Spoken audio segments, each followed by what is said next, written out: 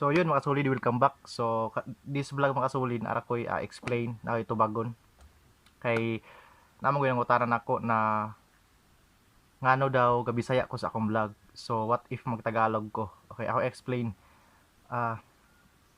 Akong gitrayan magtagalog mga solid. Akong gitrayan kung kinsa to nakakita, akong gitrayan. Pero sa pagtry na ako magtagalog mga solid, para daw marahang viewers pag magtagalog ka. Sa pagtry na ako magtagalog mga solid, dili na ko ma-express kung kinsa ko totally, di na ko mahatag kung di na ko ma-deliver kung kinsa ko, kung unsa ko totally, tungod kay usahay di natay words nga dili na to malitok sa Tagalog ana, pero kamo ta mo Tagalog pero not totally nga expert ta. So naay mo tanan ako what if magtagalog ko, so akong gitry pero sa pagtagalog na mga kasuli di na ako ma-express kung kinsa ko.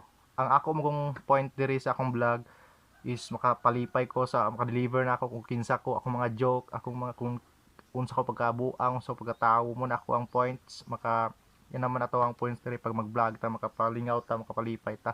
So akong gitrayan makasulid og kuan pero di jud ako mahimo nga di ako totally ma-deliver ang ako ang pagtagalog. So I decide na Bisaya jud ko. So kay kung magbisaya ko mga solid, ma-deliver na ako kung unsa ko kabuang, unsa ko makapahatag inyong joke.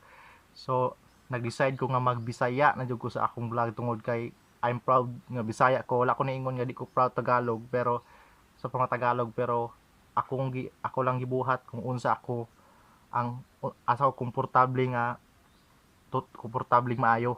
Oh, di ba? So sa Bisaya ko komportable maayo tungod kay I'm na tao kog Bisaya, na tao ko, yes, Bisaya, I'm proud to be Bisaya. Mao nga komportable ko sa mga, I am comfortable nga mag speak og Bisaya. So mo na mga sulit nga wala ko nagjud ko ni Tagalog kay dili ako ma-deliver kung kinsa ko, kung unsa ko. So I'm nagbisaya na jud ko mga sulit tungod kay komportable ko ani, mahatag na ko ang mga ako mga joke kung kinsa ko, diba? Mo naman itong point diri makapalipay ta. So ana na lang ta sa language nga komportable mga deliver na to kung unsa ta, diba?